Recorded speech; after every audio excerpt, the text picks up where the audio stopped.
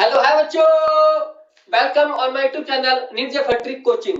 बच्चों good evening, good night. जैसे कि आप देख रहे हैं बच्चों की आज इस सेक्शन में बेटा आपको बहुत कुछ मिलने वाला है और आपके इस सेक्शन से आपको एक क्वेश्चन आपको 100% श्योर बोलना हो कि आपके एग्जाम में चांस प्रोबेबली ज्यादा है।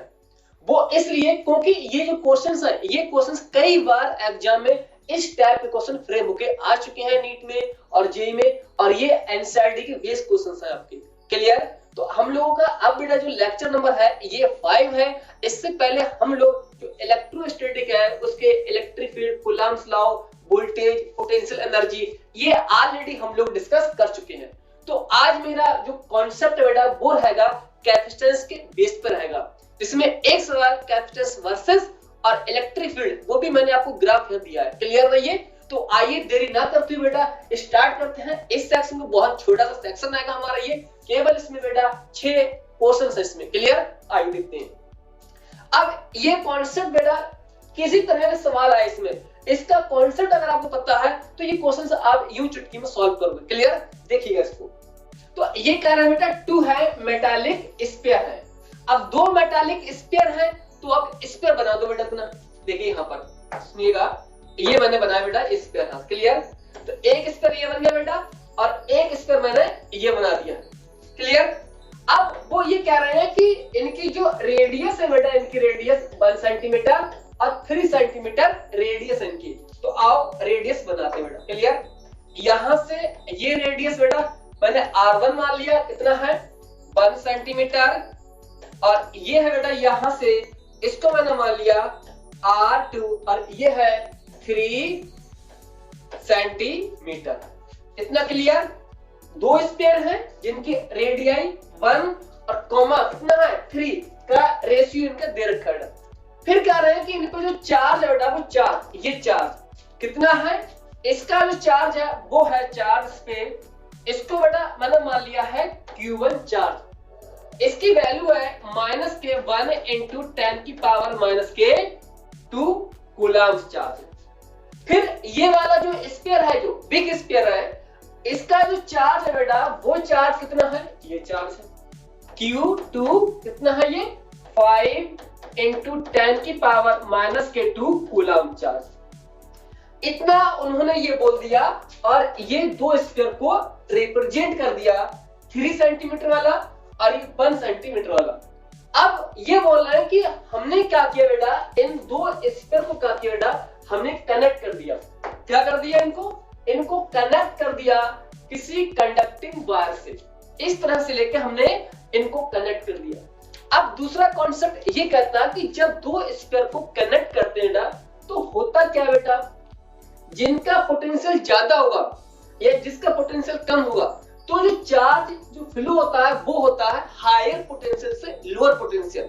अब चार्ज को जब तक फ्लो होगा कि जब तक कि दोनों जो स्फीयर है इनका पोटेंशियल सेम ना हो जाए। समझेगा ना? ये इसका कॉन्सेप्ट है। इसका कनेक्ट करते हैं किसी वायर से, तो अब पूछा गया है जो चार्ज है इसके बिग स्फीयर के ऊपर वो चार्ज क्या होगा, बिग स्फीयर। क्लियर ना? ये जब हम इसको कनेक्ट करते हैं। क्लियर? तो इसको सॉल्व करने का तरीका क्या है बेटा, देखना यहां देखिएगा इसको। यहां मैंने पोटेंशियल इसका भी है, इसका भी बी यहां पर। क्लियर? ऐसे मान लेते हैं यहां पर जो हमें मेंशन नहीं दिए तो। क्लियर? हाँ। तो अब देखते हैं यहां का जो पोटेंशियल है और यहां का पोटेंशियल है, यहां का चार्ज, यहां का चार्ज।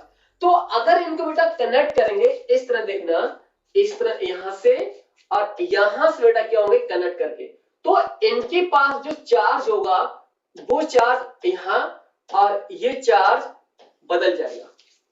इसका ये चार्ज बेटा और इसका जो ये चार्ज है जो कनेक्ट करने के बाद क्या होगा, चार्ज की जो वैल्यू है वो वैल्यू चेंज हो जाएगी। क्लियर?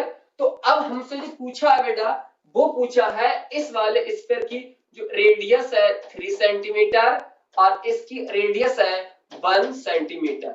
तो हमसे ये जो चार्ज है ये चार्ज पूछा है, यानी कि बिग स्फीयर। क्यों? क्योंकि इसकी जो रेडियाई है वो है 3 सेंटीमीटर की। क्लियर है ये? तो इसको सॉल्व करने का तरीका क्या है बेटा, यहां पर देखना इसको कैसे हम लोग सॉल्व करते हैं इसका। तो अगर यहां देखें बेटा इसको निकालें कि जो चार्ज निकालेंगे हम, यानी कि V2 और फाइनली तो इसका जो फार्मूला निकल आता है बेटा वो आएगा यहाँ पर ये, यानी R2 और R1 प्लस R2। क्लियर? और यहां टोटल इनका चार्ज कितना है, ये वैल्यू। क्लियर? ये है किसका बेटा, ये R2 ऊपर है तो ये आएगा बेटा जो बिग स्फीयर है, यानी जो ये वाला स्फीयर, इसका चार्ज निकल के आएगा आफ्टर ट्रांसफर चार्ज। ठीक, इसी प्रकार अगर मैं Q1 का निकालूं, इस छोटे वाले स्फीयर पे चार्ज निकाले तो वो यहां पर Q1 है तो यहां पर आएगा R1 upon R1 plus R2, और यहां रहेगा इनका टोटल चार्ज। तो ये इनको सॉल्व करने का बेटा बेसिक तरीका है। क्लियर? हाँ, तो मैं इनका पूरा डेरिवेशन नहीं करवाऊंगा क्योंकि मैं करवा रहा हूं बेटा आपको न्यूमेरिकल सॉल्व। क्लियर ना? ये देखना है आपको कैसे किया तो आप पूरे प्रीवियस लेक्चर में आप देख सकते हैं मेरे आप। क्लियर? देखिए, तो अब यहां देखना बेटा, इसकी वैल्यू पुट करता हूं यहां पर मैं, देखना इसकी, देखना यानी कि Q2 ये बेटा, ये जो है इसकी रेडियस कितनी है, ये 3 सेंटीमीटर, 1 सेंटीमीटर और 3 सेंटीमीटर। क्लियर? यहाँ अब जो टोटल चार्ज है बेटा देखिएगा, तो टोटल चार्ज कितना होगा, ये कितना है माइनस का और कितना है प्लस का, तो ओवरऑल जो टोटल चार्ज होगा मैं यहां लिख दे रहा हूं बेटा टोटल चार्ज, यानी कि टोटल चार्ज उसकी वैल्यू होती है यहां पर बेटा ये Q1 प्लस Q2। अब चार्ज क्या है, एक स्केलर क्वांटिटी है तो इसलिए हम इसको विद साइन ऐड करते हैं। क्लियर? यहां देखना इसकी वैल्यू कितनी है, मैं यहां लिख रहा हूं इसको। क्लियर? यहां इसकी वैल्यू है माइनस के, कितना है 1 इंटू 10 की पावर माइनस के 2 और प्लस, एक मिनट इसको यहां लिखते हैं, और 5 इंटू 10 की पावर माइनस के 2। क्लियर? तो इनको बेटा ऐड करोगे कितना आएगा, वो आएगा 4 इंटू 10 की पावर माइनस के 2 कूलम। ये मेरा आ गया टोटल चार्ज।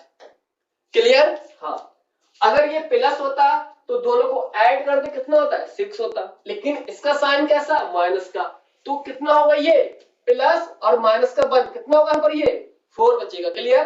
तो उसकी वैल्यू बेटा मैं यहां लिखूंगा। ठीक, यहां देखिए तो कितना होगा यहाँ पर ये 4 इंटू 10 की पावर माइनस के 2।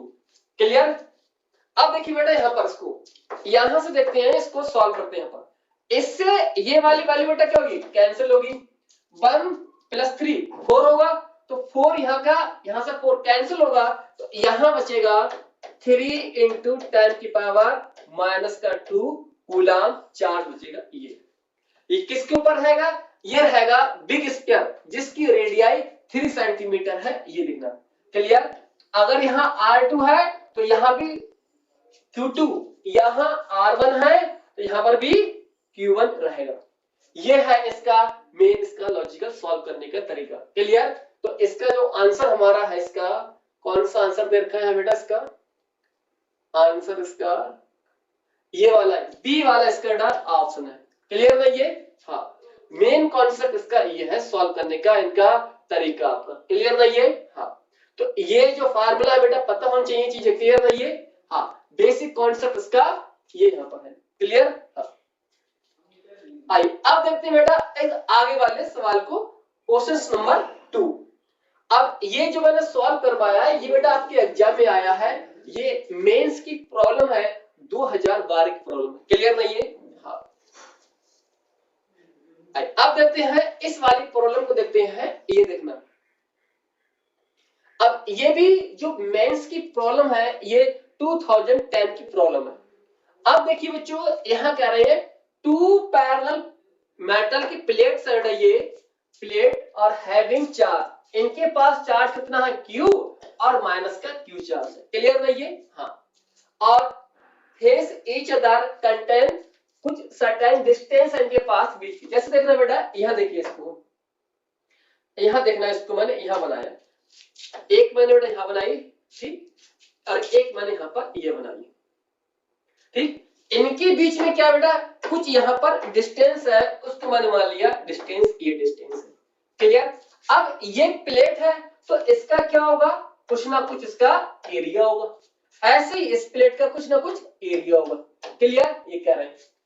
और इफ द लिखा है if the plate now dip, अब इन प्लेट को बेटा केरोसिन का जो ऑयल का टैंक होगा यानी मिट्टी के तेल का टैंक, तो उसमें ले जाके इन प्लेट को जाके वहां डुबो दिया गया। क्लियर नहीं है? तो कह रहे हैं कि अब जो इलेक्ट्रिक फील्ड है यहाँ पर electric field between the plate, तो प्लेट के बीच जो इलेक्ट्रिक फील्ड है वो क्या होगी यहाँ पर। क्लियर? आइए देखते हैं कैसे सॉल्व होगा यहाँ पर। अब देखिए इलेक्ट्रिक फील्ड क्या होता है, इलेक्ट्रिक फील्ड का फार्मूला होता है बेटा यानी कि मीडियम, और यहां निकालेंगे बेटा इसकी वैल्यू निकालेंगे हम लोग, यानी कि हम एयर मान सकते हैं या वैक्यूम भी मान सकते हैं। क्लियर? और यहां रहेगा यानी कि इलेक्ट्रोस्टैटिक कांस्टेंट यानी कि डाइलेक्ट्रिक कांस्टेंट। तो ये देखना बेटा, तो ये कहां से आया बेटा, ये एयर के लिए वैल्यू होती है सिग्मा अपॉन एप्सिलॉन नॉट, जबकि मीडियम के लिए बेटा वैल्यू होती है, मीडियम के लिए वैल्यू होती है सिग्मा और एप्सिलॉन नॉट, और यहां बेटा लगाते हैं ये। क्लियर? ये इसका बेसिक कॉन्सेप्ट है, तो इसको मैंने ऐसे लिख दिया मैंने। क्लियर है ये? हाँ, तो इसलिए इसको आप बॉक्स में बंद कर लो। क्लियर?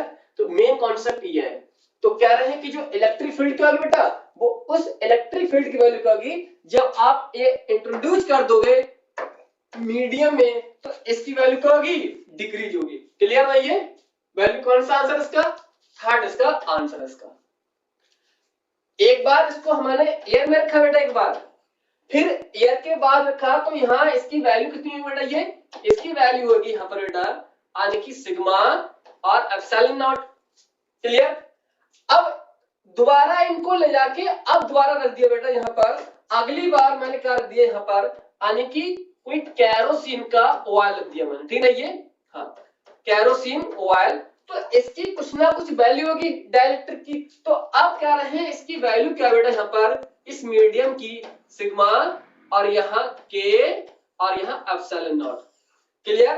तो आप देखिए इसकी जो वैल्यू आएगी बेटा, यहाँ देखिएगा, अब ये वैल्यू जो है और ये वैल्यू, तो इसकी जगह मैं यहाँ पुट कर सकता हूँ वैल्यू, यहाँ पर आएगी मीडियम की वैल्यू कितनी होगी यहाँ पर यानी कि ये और यहाँ पर के। तो इसीलिए ये मैंने आपको ये मेंशन कर दिया आपको। क्लियर ना ये? तो जब हम ये इंट्रोड्यूस करेंगे इसकी वैल्यू, तो मीडियम में जो वैल्यू है फील्ड की वो के टाइम्स वैल्यू डिक्रीज होगी। क्लियर ना ये? हाँ, तो इसका आंसर कौन सा है, इसका थर्ड इसका आंसर है। क्लियर? हाँ, नोट कर लो इसको। क्लियर? एक मिनट, इसको इतना क्लियर बेटा ये? हाँ, आइए अब आगे बढ़ते हैं इसको। अब ये वाला सवाल बेटा है, ये वाला देखना। अब ये बेटा 2014 की प्रॉब्लम है ये, और ये अच्छा सवाल है काफी, ये सवाल मुझे अच्छा लगा, तो इसलिए ग्राफ के बेस पर सवाल मैंने आपको ये दे दिया गया। और वास्तव में जो सवाल बेटा है, जो अभी मैंने सवाल करवाया प्रीवियस सवाल, बस उसी को ये ग्राफ के फॉर्म में पूछ लिया गया है। क्लियर? देखिए इसको, ये कह रहे हैं यहाँ पर टू थिन बेटा, क्या है यहाँ पर ये कह रहे हैं टू थिन एक स्लैब है बेटा, इलेक्ट्रिक कांस्टेंट कितना बेटा, ये वो K1 है इनका, और क्या है K2 है। इनकी वैल्यू आपको मेंशन कर दी गई है, ये वैल्यू मेंशन। क्लियर? हाँ, और ऑलरेडी ये भी उन्होंने मेंशन कर दिया गया है यहाँ पर। क्लियर?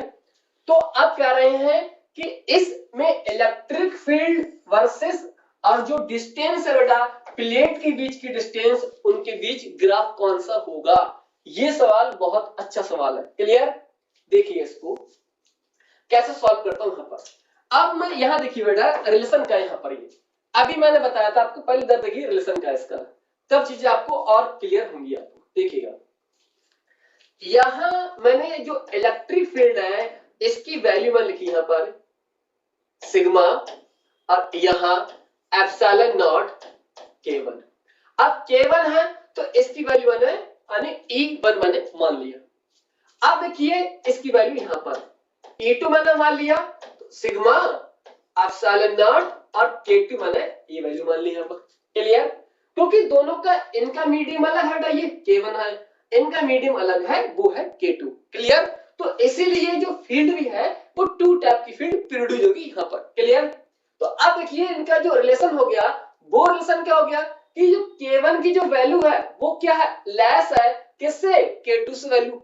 तो इसलिए अगर मैं लिख सकता हूं बेटा यहाँ पर जो K1 की वैल्यू है ये इस तरह यहाँ पर, एक मिनट इसको यहां से, यहां देखिए K2 से ये रिलेशन है। तो अगर ये वाली वैल्यू, जो ये वाली वैल्यू है, अगर ये वैल्यू क्या है, ये लेस है, तो अगर ये वैल्यू लेस है तो फिर ये वाली वैल्यू क्या होगी, ये वैल्यू मोर होगी, ठीक, ज्यादा होगी।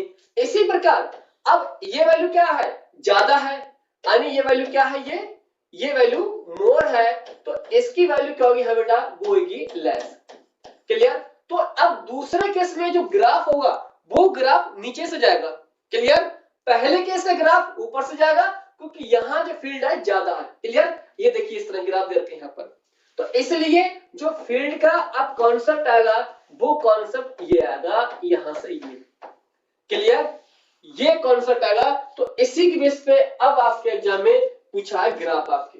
तो अब देखिए रिलेशन का क्या है यहाँ पर, ये यहां देखिए इसको देखना। अब देखिए बेटा यहाँ पर जो डी वाला इन्होंने जो ऑप्शन दिया है अपन को, ऑप्शन देखना डी वाला। अब ये डी वाला देखना, इसमें क्या रहा है, यहां भी देखना, यहां भी देखिए, यहां भी देखिएगा, मतलब तीनों पॉइंट क्या है, तीनों पॉइंट सेम एक्सिस पे है। सेम एक्सिस पे है मतलब इसमें बताया गया है जो इलेक्ट्रिक फील्ड है उसकी वैल्यू क्या है, यानी कि सेम है। क्या बताइए बेटा कि जब ये वैल्यू चेंज होगी तो क्या फील्ड हमारी क्या सेम रहेगी, क्या नहीं ना। तो इसलिए ये ऑप्शन तो बेटा यहां से गया आंसर, ये तो हो नहीं सकता। क्लियर? और देखिए यहां पर इसकी बात करते हैं, ये देखना। अब इसमें क्या किया गया है, इसमें कहा गया है बेटा देखना, इस वाले केस में इसको मैंने मान लिया यानी कि K1 मान लिया, इसको मैंने मान लिया K2 मान लिया। अब देखना दोनों के केस में जो फील्ड है उसका जो इंक्रीमेंट है वो क्या है, सेम इंक्रीमेंट है। यहां भी फील्ड इतनी बड़ी है और यहां भी फील्ड इतनी बढ़ गई है। तो इसलिए अब ये ग्राफ तो होगा नहीं, क्योंकि हम जानते हैं जैसे कोई डाइलेक्ट्रिक इंट्रोड्यूस करते हैं बिटवीन द प्लेट्स तो जो इलेक्ट्रिक फील्ड की जो वैल्यू होती है वो वैल्यू बेटा यहाँ पर यानी कि K टाइम्स वैल्यू वो डिक्रीज होती है। समझ गए ना? ये इसके इंट्रोड्यूस होने से K के जो फील्ड की वैल्यू है वो क्या होती है, डिक्रीज होती है। तो अब ये वाला ऑप्शन तो इम्पॉसिबल है, क्योंकि ये कह रहे हैं कि फील्ड का क्या हो रहा है, इधर इंक्रीमेंट हो रहा है, क्योंकि यहां देखना ऊपर फिर नीचे ऐसे करके। तो ये ऑप्शन तो नॉट पॉसिबल है क्योंकि इसमें फील्ड इंक्रीमेंट हो रहा है। अब देखिए इसको देखते हैं। अब यहां देखिएगा ये यहां से गलत हो गया, क्यों, ये वाला तो सही है कुछ हद तक, लेकिन ये सेकंड वाला यहाँ पर क्या है, गलत हो गया, क्योंकि कोई भी मीडियम हम इंट्रोड्यूस करते हैं यहाँ पर तो उसकी वैल्यू क्या होती है बेटा, वो वैल्यू उसकी कम होती है यानी कि डिक्रीज होती है। इसलिए इसकी वजह से ये ऑप्शन क्या हो गया, ये भी रॉन्ग हो गया। अब इसको पूछते हैं, यहाँ पर देखना। अब यहां देखना, इसको मैंने मान लिया यहाँ पर बेटा यानी K1 मान लिया, इसको मैंने माना है K2 माना है। क्लियर? तो अब आप देखोगे और पाओगे बेटा यहां जो वैल्यू है फील्ड की, यहां देखिए मैं इसको इस तरह लिख रहा हूं, यहां देखोगे तो यहां फील्ड की वैल्यू क्या बेटा पर वो यहां ज्यादा है। यहां देखिएगा यहां इसके कंपेयर में ये कुछ नीचे है, मतलब यहां फील्ड क्या है, वो वैल्यू कम फील्ड है। क्लियर? इसीलिए यहां पर तुम्हारे बताया था कि यहां वैल्यू क्या है, ये फील्ड ज्यादा है पहले केस में, क्योंकि पहले केस में क्या बेटा इसकी वैल्यू क्या है यहाँ पर, ये है। तो इसलिए जो E1 की वैल्यू होगी वो ज्यादा होगी और E2 से ये रिलेशन मेरा यहाँ पर है। तो इसलिए ये वाला मेरा जो सी वाला है ये अपन का ऑप्शन है इस ग्राफ को देखते हुए। इसमें बच्चे बड़े कंफ्यूज होते हैं क्लास में कि उनको डाउट होता है कि सर इसमें भी है इसमें भी है तो हो सकता है इसमें होगा वगैरह। तो मेन कॉन्सेप्ट है कि कोई भी इलेक्ट्रिक फील्ड वाला सवाल आने वर्सेस डिस्टेंस इंट्रोड्यूस कोई भी मीडियम तो फील्ड हमेशा डिक्रीज होती है। तो इंक्रीज वाला कोई भी ऑप्शन बेटा दिखे तो वो ऑप्शन इम्पॉसिबल है, आंख मीच के बोल सकते हैं ऑप्शन नॉट पॉसिबल। प्लस ये तो हो ही नहीं सकता क्योंकि यहाँ तो कह रहे हैं कोई चेंज नहीं हुआ है, सब में फील्ड क्या है, सेम फील्ड है। यहां अब ये बचा, यहां फील्ड डिक्रीज हुई है तो ए में कम डिक्रीज हुई है, इसलिए ई का वैल्यू ज्यादा होगा। अब जो है K2 है तो K2 की वैल्यू ज्यादा है यहाँ पर, तो K2 की वैल्यू यहाँ पर ज्यादा, सॉरी K2 की वैल्यू यहाँ पर कम है, यहाँ पर K2 ज्यादा है, तो इसलिए जो फील्ड होगा यहाँ पर क्या होगा, वो कम डिक्रीज होगा। समझेगा ना, ये यहाँ पर फील्ड ये वैल्यू। क्लियर? तो इसका जो ऑप्शन हमारा, तो ऑप्शन कौन सा होगा इसका, सी वाला इसका ऑप्शन है। समझेगा ना ये, तो बेसिक कॉन्सेप्ट इसका ये यहाँ से समझेगा ना ये। हाँ, आइए देखते हैं अब इसकी वैल्यू देखते हैं यहाँ से। अगला ऑप्शन कौन सा है, ये वाला, और ये आपका नीट फेज सेकंड 2016 की प्रॉब्लम है। क्लियर? देखिएगा इसको ट्राई कीजिएगा, बहुत अच्छे क्वेश्चंस है, ये सिलेक्टेड क्वेश्चंस है जो आपके एग्जाम में 1-2 साल छोड़ करके आने के चांस ज्यादा होते हैं इनकी वजह। क्लियर? तो इसलिए इन क्वेश्चंस करने से मैंने कहा स्टार्टिंग में कि आपको यहां से आज आपको एक क्वेश्चंस आप लेके जाओगे, यानी कि 4 नंबर गेन करके जाओगे यहां से आप देखिए यहां पर इसकी बेस पे अच्छे से देखिए। इसको कह रहे हैं यानी कि पैरेलल प्लेट कैपेसिटर जिनका एरिया बेटा ए है और जो डिस्टेंस है बेटा दो प्लेट के बीच की यानी सेपरेशन वो है डी। क्लियर? और उनकी जो कैपेसिटेंस बेटा कितनी है, वो है सी, और फील्ड भर दिया गया है 4 डाइलेक्ट्रिक मटेरियल भर दिए हैं, सबकी वैल्यू अलग अलग है, K1, K2, K3 और K4 भर दिया गया। फिर कहा गया है कि इफ सिंगल जो डाइलेक्ट्रिक है मटेरियल यानी टू भी यूज करते हैं यानी कि same capacitance C in this capacitance में जो डाइलेक्ट्रिक कांस्टेंट है यानी कि K की वैल्यू होगी बेटा, इनकी इफेक्टिव वैल्यू वो यहां पर पूछी है अपन से, ये K पूछा है। क्लियर? तो देखते हैं अब इसको सॉल्व करने का तरीका क्या है। इसको ये सवाल बहुत अच्छा लगता है मुझको, ये वाला सवाल और ग्राफ वाला सवाल, क्योंकि बच्चे अक्सर इन सवालों में कंफ्यूज होते हैं। देखिए इसको सॉल्व कैसे करते हैं यहाँ पर। अब ऑप्शन तो बेटा हमें देखना नहीं है, पहले सॉल्व करना है इसको। ठीक, तो देखिए इसको अब यहां मेन कॉन्सेप्ट का यहां पर देखिए, इसको मैं यही करता हूं। ये जो फील्ड है बेटा वो फील्ड यानी जो K1 है डाइलेक्ट्रिक कांस्टेंट K1, यहां जो फील्ड निकलेगी E1 निकलेगी, तो फील्ड होगी इसकी वजह से अलग, तो क्या होगा, कैपेसिटेंस भी अलग होगा, इसकी वजह से कैपेसिटेंस अलग होगा, यहां जो कैपेसिटेंस है वो भी क्या होगा, अलग होगा। ठीक है ये, और यहां पर भी अलग होगा, तो सबकी वजह से जो कैपेसिटेंस है वो क्या होगी, वैल्यू उसकी अलग अलग होगी। क्लियर है ये? तो अब देखिए यहां पर इन दो प्लेट के बीच का जो सेपरेशन बेटा वो सेपरेशन कितना है, डी है। अब इनके बीच में दो बना दिए हैं पार्टीशन, एक पार्टीशन बोल दिया गया है K4 डाइलेक्ट्रिक कांस्टेंट है, जबकि एक वाला जो पार्टीशन है उसके ऑलरेडी 3 पार्ट कर दिए गए हैं।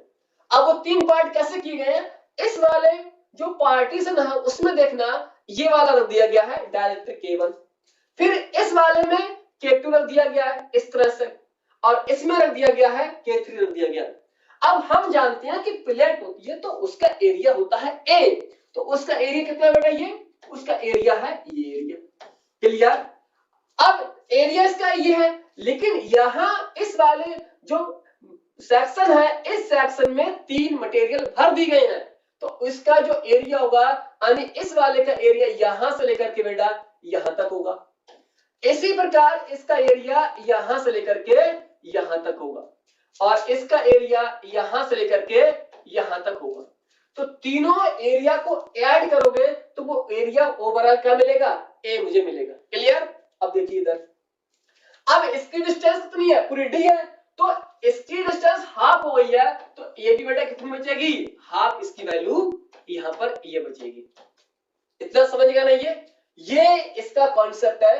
अब 1 बाय करके इसकी वैल्यू निकालता हूं अलग अलग कि C1 क्या होगा, C2 क्या होगा, C3 क्या होगा, C4 क्या होगा। क्लियर? देखिएगा इसको, तो पहले मैं निकालता हूं मैं यानी कि इस वाले के लिए कि C1 वाले के लिए। ठीक, हाँ अब देखना इसके लिए जनरल फार्मूला आपको पता होगा बेटा, जनरल फार्मूला क्या होता है, आइए मैं इसको यही लिखता हूं। जनरल फार्मूला होता है बेटा कैपेसिटेंस का होता है A एप्सिलॉन नॉट, और यहां लिखेंगे बेटा यहां पर D और यहां पर के। ये होता है किसी डाइलेक्ट्रिक इंट्रोड्यूस करने के बाद वहां की कैपेसिटेंस, ठीक है ना। ये इसकी वैल्यू होती है। अब हम निकालते हैं इस वाले के लिए, आने की फर्स्ट वाले सेक्शन के लिए। तो इसको मैं एक कोने पर ले जाता हूं और यहां से सारे ऑप्शन सिलेक्ट करता हूं। इतना दिख रहा है ये, थोड़ा इसको नीचा करते हैं, इसको इतना क्लियर। अब देखिए इसको, तो अब मैं C1 निकालूंगा। बेटा C1 कितना आएगा, यानी कि A/3 एप्सिलॉन नॉट K1 और यहां बेटा आएगा D/2। क्लियर, देखिएगा कैसे आएगा। ये वाली जो प्लेट है बेटा, ये जो K1 की जो प्लेट है, तो इसका एरिया कितना है, A/3 एरिया। अब देखिए इस तीनों प्लेटों के लिए जो डिस्टेंस है, वो डिस्टेंस क्या सेम डिस्टेंस है। अब वो कितनी है, D/2 डिस्टेंस है। तो आप यहां लिखे, चाहे आप बेटा इसको यहां पर भी लिख सकते हैं, जो आपको सूटेबल लगे। क्लियर, तो इन तीनों के लिए डिस्टेंस क्या बेटा, ये डिस्टेंस सेम है, लेकिन इनका जो एरिया है, ये एरिया अलग अलग है, A/3 A/3 A/3। क्लियर, तो अब C1 कितना हो गया, ये इसको और सॉल्व करो बेटा, कितना आ गया ये 2A एप्सिलॉन नॉट K1 और यहां 3D। ये वैल्यू आएगी C1 की वैल्यू आएगी। अरे 2 है, 2 ऊपर पहुंच जाएगा, ऐसे लिख लिया मैंने, ठीक। तो अब ये जो C1 की वैल्यू है, अब यही इस एरिया और जो डिस्टेंस है, ये C1 C2 और C3 सबके लिए सेम रहेगा। क्लियर, तो अब देखिए हम पर सॉल्व करते हैं इसको। तो मैं यही और लिख रहा हूं इसको, ये C2 भी यही रहेगा, ठीक। तो A एप्सिलॉन नॉट K2 और यहां D, यह कितना हो जाएगा, ये 2 ऊपर और यहां 3 सेम रहेगा सबके लिए, क्योंकि इनके लिए एरिया कितना है, वो एरिया है A/3 और डिस्टेंस क्या है D/2, सबके लिए सेम है, ठीक। ऐसे ही हम निकालेंगे यहां पर ये C3 भी निकालेंगे। तो C3 की जो वैल्यू आएगी वो आएगी A एप्सिलॉन नॉट और यहां K3 और यहां D और ऊपर 2 लगा दो, नीचे 3 लगा दो। तो ये आपके क्या हो गया, यहां पर एक बेसिक कॉन्सेप्ट बन गया, ये आपका जनरल रूल बन गया सॉल्व करने का तरीका। और इसमें भी मेन फंडा क्या है, ये जो डिस्टेंस है दो प्लेट के बीच की, वो भी क्या है सेम D/2। जो एरिया है वो भी क्या है A/3, सबके लिए सेम है। तो इसलिए बेटा C1 C2 और C3 सबकी वैल्यू सेम पाई जाएगी। क्लियर, हाँ। इसके लिए अब हम बात कर रहे हैं, इसके लिए बात कर रहे हैं, जो K4 है, तो यहां निकलेगी कैपेसिटेंस C4 निकलेगी। तो इसके लिए जो एरिया है बेटा इस प्लेट का, वो एरिया कितना है, ये एरिया A है। अब डिस्टेंस D/2 ये है, तो ये भी डिस्टेंस D/2 बचेगी, क्योंकि यहां की डिस्टेंस कितनी है D। क्लियर, आइए अब मैं C4 लिखता हूं यहां पर।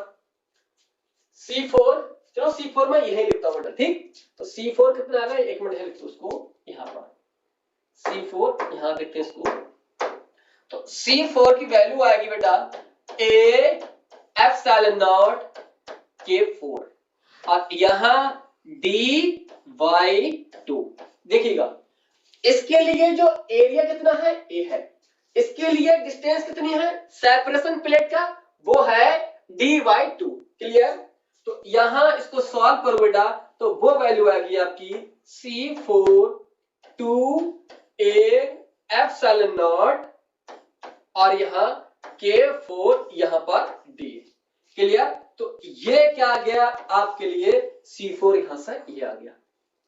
समझ गया ना ये। तो मेन कॉन्सेप्ट बेटा आपको ये लिखने का तरीका है कि कैसे इसको लिखने का रिप्रेजेंटेशन है, मेन चीज ये है।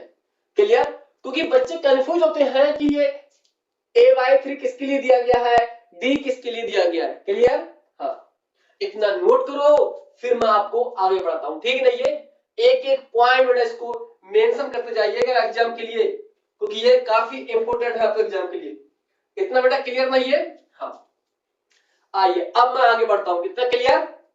अब देखिए यहां से देखना बेटा, मैं यही बताता हूं आपको। ये K1 K2 और ये है K3 है।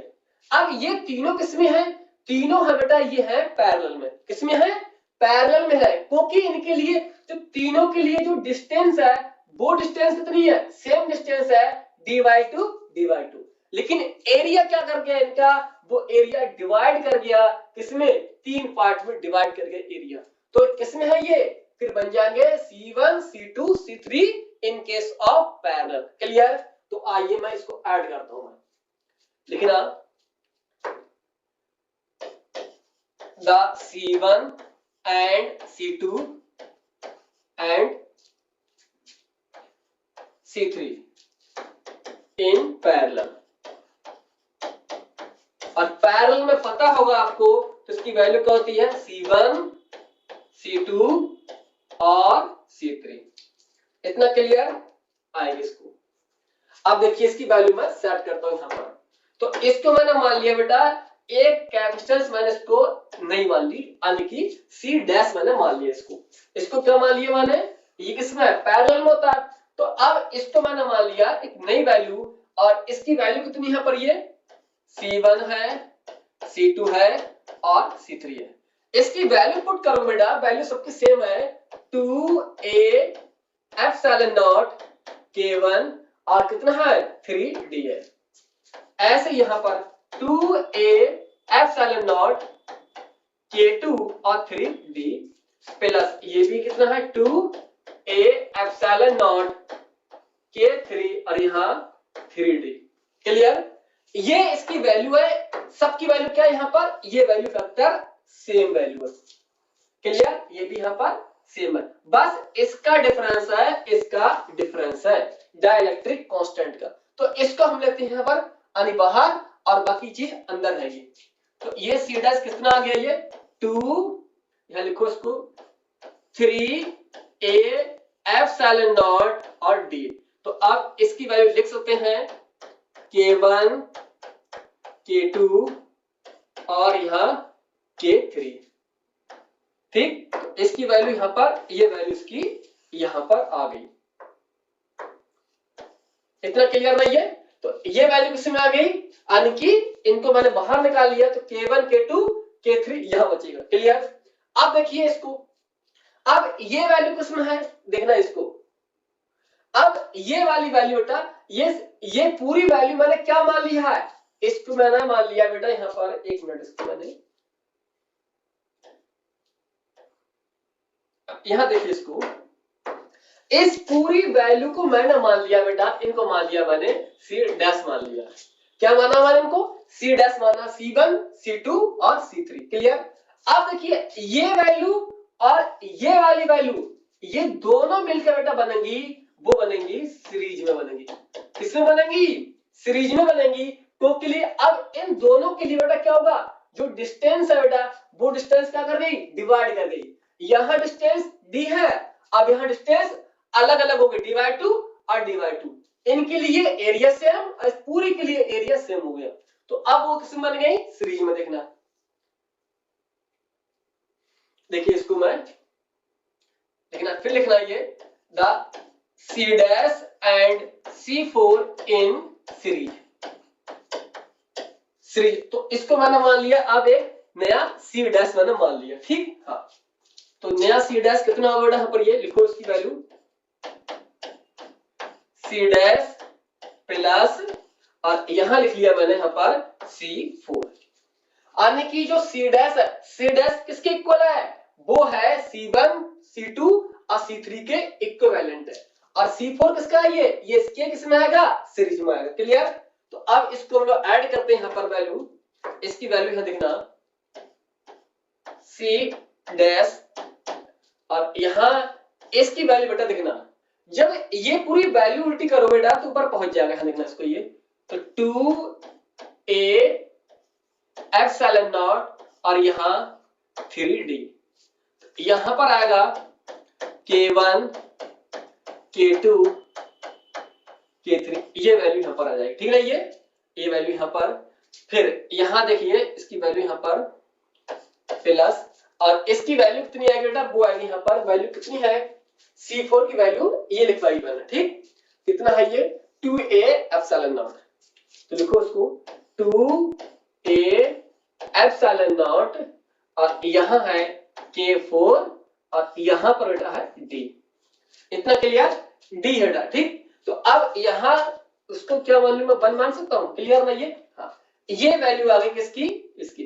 अब ये वैल्यू है, देखना, इस वैल्यू को मैं अन्य ऊपर ले जाएंगे, इसको ऊपर ले जाएंगे, तो आप देखना क्या बचेगा यहां पर होगा 3D और नीचे होगा 2A एप्सिलॉन नॉट और यहां K1 K2 और K3।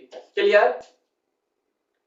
अब ये वैल्यू ऊपर जाएगी तो यहां हो जाएगा बेटा ये D और यहां 2A एप्सिलॉन नॉट K4। ये वैल्यू आ गई किसके? इसके इक्विवेलेंट ये हमारी वैल्यू आ गई। क्लियर? अब देखिए इसको कैसे हम लिखेंगे यहां पर, तो यहां मैं लिख रहा हूं इसकी वैल्यू C डैश।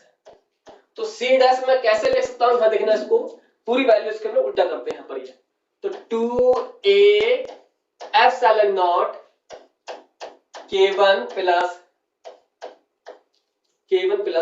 एक मिनट इसको इसी फॉर्म में रहने हैं इसको, नहीं, हाँ, क्योंकि हमारे जो ऑप्शन दिए बेटा वो ऑप्शन दोनों फॉर्म में दिए हैं। देखना इधर देखिए ऑप्शन, देखना इसके ऑप्शन इनवर्स फॉर्म में भी दिए हैं, इस फॉर्म में भी दिए हैं, नहीं है? तो हम इसको चेक करते हैं कि इस फॉर्म में तो आंसर में दिया है इसका, ठीक होगा तो बाद में चेंज कर लेंगे इसको हम लोग, ठीक। अब देखिए इसकी वैल्यू, यहां मैं इसकी वैल्यू पुट करता हूं, यहां देखना यहां पर आएगी वैल्यू, तो इसकी वैल्यू कितनी आएगी यहां पर A एप्सिलॉन नॉट और ये आएगा, इसको मैंने मान लिया K इफेक्टिव मान लिया K वैल्यू में, ठीक। और यहां पर जो D है बेटा वो D कहां पहुंच जाएगा? नीचे वाला, इधर देखना, ये वाला D ऊपर पहुंच जाएगा, ये D ऊपर जाएगा, तो इसको मैं यहां ना लिख करके इसको मैं ऊपर लिखता हूं, ठीक। इसको मैंने यहां लिख लिया ऊपर। अब देखिए इसकी वैल्यू यहां पर, अब यहां पर ये वैल्यू यहां पर ये पूरी वैल्यू, ठीक। तो इस पूरी वैल्यू को बेटा मैं यहां पर जो है मैं यहां लिखता हूं वैल्यू, तो कितने आ गए यहां पर, ये D यहां बचेगा और A एप्सिलॉन नॉट और यहां देखिए बेटा वैल्यू यहां पर कितनी वैल्यू आएगी यहां पर, ये चलो 3 है लिख देते हैं इसको, ठीक, ये वैल्यू, और यहां बचेगी बेटा ये K1 plus K2 plus K3 और यहां जो वैल्यू बचेगी बेटा वो वैल्यू बचेगी यहां पर, मैं लिख दिया यहां पर कितना है ये K और 4 इसकी वैल्यू बचेगी यहां पर, ठीक। हाँ, एक मिनट, इसको 3 यहां पर अंदर ही रहने देते हैं इसको, ठीक, यहां से इसको यहां पर ये वैल्यू, तो यहां पर भी 3, ठीक। अब देखिए यहां से क्या किया मैंने, सुनिएगा, यहां से बेटा मैंने 2 मैंने कॉमन लिया यहां से, एक मिनट, सेम कलर ही है, थोड़ा चेंज करते हैं इसको, कलर इसका चेंज करते हैं, ये देखना, ये मैंने कॉमन लिया है, ये कॉमन लिया है और ये पूरी वैल्यू, ये वैल्यू और ये इतनी वैल्यू यहां से बेटा मैंने लिया, D मैंने कॉमन यहां आ गया D मेरा। अब देखिए अब यहां से 2A epsilon not 2A epsilon not बाहर क्या आ गया बेटा, ये कॉमन आ गया, ठीक। अब तो यहां क्या बचा, K1 K2 K3 ये बच गया, 3 यहां बच गया प्लस ये है, यहां बचेगा कितना, 1 बचेगा, लिख दिया, नीचे बचेगा यहां पर K4 ये बचेगा वैल्यू। क्लियर? तो अब यहां से कितना आ गया, ये मेरे पास वैल्यू आ गई। तो अब देखिए यहां से कौन कौन सी वैल्यू कट रही है, इससे A एप्सिलॉन नॉट से वैल्यू कैंसिल, D से D कैंसिल। क्लियर? तो अब यहां जो वैल्यू है मेरे पास कितनी बचेगी, K इफेक्टिव और यहां बचेगी बेटा 2, तो यहां लिखिए इसको ऐसे करके 3 K1 K2 और यहां K3, इसको पूरा कर दो, ठीक। यहां बचेगी वैल्यू K4, तो ये मेरा क्या आ गया, इस फॉर्म में आंसर मेरा आ गया। इसको अंदर मल्टीप्लाई कर दो तो यहां भी आएगा 2, ठीक। तो ये ऑप्शन आ गया। और इसको और किस फॉर्म में आप जानना दे सकता है, इसको इस फॉर्म में भी दे सकता है बेटा, ये 2 यहां देखना, तो यहां लिख सकता है वो 3 K1 K2 K3 ये, और यहां बोल सकता है वो यहां पर K4। ठीक, तो ये मेरा ऑप्शन इस फॉर्म में मिल सकता है, इस फॉर्म में आंसर दे सकता है आपको। ठीक नहीं है, तो इस तरह देखना कोई ऑप्शन इसमें दिया है, इसमें क्या ऑप्शन, इसमें आंसर यहां पर बेटा, हाँ ये तो ऑप्शन बेटा हो नहीं सकता बेटा। ठीक, हाँ देखना इसको, ये ऑप्शन बेटा हो नहीं सकता यहां पर। ठीक, ये वाला ऑप्शन बेटा यहां पर हो नहीं सकता, प्लस हाँ ये वाला मेरा ऑप्शन यहां पर है। ठीक नहीं है, यहां पर ये भी ऑप्शन बेटा नहीं हो सकता, क्योंकि यहां देखना ये वैल्यू यहां पर दी है। ठीक, तो ये भी क्या मेरे पास रॉन्ग आंसर है, ये भी रॉन्ग है। कौन सा हो गया, सेकंड यहां का ऑप्शन हो गया। ठीक, तो ये बहुत अच्छा क्वेश्चन चांस बेटा आपके लिए, और कई बार इस तरह का एग्जाम आएगी आपको सवाल। ठीक, अब देखिए इसको आगे सवाल देखते हैं इसको। अब देखिए इस वाले सवाल को, ये 2002 की प्रॉब्लम बेटा ये। अब इसको तो आप सॉल्व कर लो बेटा, ये बहुत ही आसान, इसको ट्राई करो इसको। ये देखिए इसको, अब ये लिखा है बेटा यहां पर देखना, कह रहे हैं कोई एक कैपेसिटर है जिसकी कैपेसिटेंस C है, इसको जो चार्ज दिया जाता है बेटा वो दिया जाता है B वोल्ट तक दिया जाता है। ठीक, जबकि इसको कनेक्ट कर दिया जाता है, पैरेलल में किया जाता है किसी दूसरे के साथ, वहां जो चार्ज कितना बेटा, ये वहां चार्ज है 0 चार्ज, यानी अनचार्ज है। क्या है, अनचार्ज है। अब कह रहे हैं उसकी जो कैपेसिटेंस है वो कितनी है बेटा, ये यानी कि C2 इसकी वैल्यू है। तो अब कह रहे हैं कि बताओ मुझे यहाँ पर इसका जो पोटेंशियल डिफरेंस होगा वो कितना होगा, यानी कि ईच विल बी कैपेसिटर। ठीक, तो देखिए समझते हैं इसको कैसे कर लो सॉल्व, इसको देखना ऑप्शन देखेंगे बाद में, पहले इसको सॉल्व करने की कोशिश करते हैं। देखना एक मेरे पास बेटा यहाँ पर क्या है, ये है चीज यहाँ पर। ठीक, यहाँ देखना है, ये है छोटा सा स्क्वायर और छोटा सा स्क्वायर बेटा, ये वैल्यू है, समझ गया ना। ये यहाँ देखना, यहाँ इनकी जो वैल्यू बेटा वो वैल्यू यहाँ पर कितनी है, यानी कि C1 है, और इसकी वैल्यू है C2 है। इतना क्लियर। यहाँ जो पोटेंशियल है वो पोटेंशियल इसका कितना है, V1 है, इसका जो पोटेंशियल है वो कितना है, V2 है। समझ गया ना ये। जबकि ये वाला जो बेटा ये वाला है, ये है चार्ज।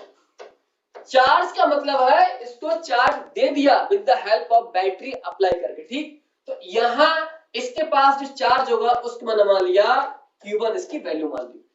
जबकि उन्होंने इसको बोला है अनचार्ज। अनचार्ज का मतलब होता है अभी इनको मैंने कोई भी चार्ज नहीं दिया है, मतलब जो Q2 है वो क्या हो गया, 0 हो गया। इतना लॉजिक समझ में आया नहीं आया। अनचार्ज मतलब कोई भी चार्ज यहाँ डेवलप नहीं किया गया। ठीक नहीं है, यहाँ चार्ज कितना दिया है, Q1 दिया है। तो अब देखना C1 और C2 है, तो कह रहे हैं कि जब इनको कनेक्ट करते हैं, लिखा है ये, लिखा है हाँ, कह रहे हैं कनेक्टेड करते हैं इनको, यहां पर देखना इसको, जब इनको कनेक्ट करते हैं तो क्या होगा, पोटेंशियल, मतलब जब इनको कनेक्ट करोगे तो यहां देखना इस तरह से, तो चार्ज का जो फ्लो होगा वो जब तक होगा कि जब तक दोनों जो स्पेयर है उनका पोटेंशियल सेम ना हो जाए। मतलब अब हम निकालेंगे यहाँ का जिसको बोलते हैं कॉमन पोटेंशियल बोलते हैं, कि दोनों का जो सेम पोटेंशियल होगा उसकी वैल्यू क्या होगी क्या नहीं होगी। क्लियर नहीं है।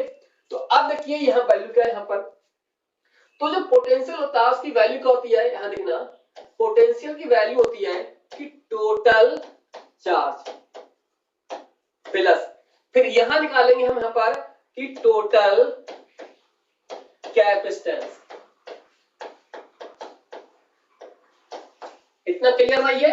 तो ये क्या निकल के आएगा, कॉमन पोटेंशियल आएगा, कितना उनके पास क्या है, पोटेंशियल है, कैसे, चार्ज अपॉन कैपेसिटेंस। ठीक, तो अब देखिए यहां पर BC, तो टोटल चार्ज मैंने मान लिया Q1 और यहाँ Q2, क्योंकि दो स्पेयर हैं तो दो मानेंगे, यहाँ पर तीन होते हैं, तीन मानता हूं। क्लियर। कैपेसिटेंस C1 और C2। क्लियर। तो अब देखिए इनकी वैल्यू, अगर इनकी वैल्यू निकालेंगे यहां से बेटा तो क्या निकालेंगे, Q1 आएगा, C1 और यहाँ का V1 आएगा। ऐसे यहां निकालेंगे Q2 और C2 और D2। लेकिन देखिए बेटा यहाँ ये वैल्यू क्या है, ये वैल्यू तो जीरो है ना, ये वैल्यू क्या है, जीरो है। तो केवल अब हम ये वैल्यू हमारे पास क्या है, ये चार्ज है, तो इसकी वैल्यू मेरे पास यहां पर आ गई। कॉमन पोटेंशियल C1 और यहाँ B1 और इसको लिखो जीरो, यहाँ C1 प्लस C2। तो आप लिख सकते हैं यहाँ वैल्यू इसकी कितनी है, ये C1 और यहाँ C1 प्लस C2 कितना आ गया, ये मेरे पास क्या आ गई, पोटेंशियल की वैल्यू आ गई, यानी कॉमन पोटेंशियल जब इनको हम कनेक्ट करते हैं with the help of wire. ठीक, तो ये है इसका कॉन्सेप्ट, इसका बेसिक इसका। तो ये तो बेटा हो नहीं सकते, इज नॉट पॉसिबल आंसर, ठीक ना ये। हाँ, यहाँ दिया है बेटा, कितना दिया है, C2 दिया है। अब बल्कि देखिए बेटा यहाँ पर देना, यहाँ तो वैल्यू क्या थी, वैल्यू वो इसकी वैल्यू जीरो थी ना, जब जीरो वैल्यू है तो क्या होगा, ये नॉट पॉसिबल। ये देखिए यहाँ ये वैल्यू पॉसिबल है, ये वाला, ठीक, ये आंसर मेरा क्लियर। तो ये इनका बेसिक, इनका कॉन्सेप्ट है, इनका सॉल्व करने का तरीका है इनका, क्लियर। तो अब आइए देखते हैं आगे इसके बाद, क्लियर। तो बस बेटा इतना है, ठीक। बाकी जो है नेक्स्ट, अब आपका एक लेक्चर और बचेगा, यानी कि इलेक्ट्रोस्टैटिक के पूरी तरह से न्यूमेरिकल कंप्लीट होने के लिए, फिर हम लोग मूव करेंगे करंट इलेक्ट्रिसिटी पर, क्लियर। तो बस स्टूडेंट, बस ओके, बाय, थैंक यू।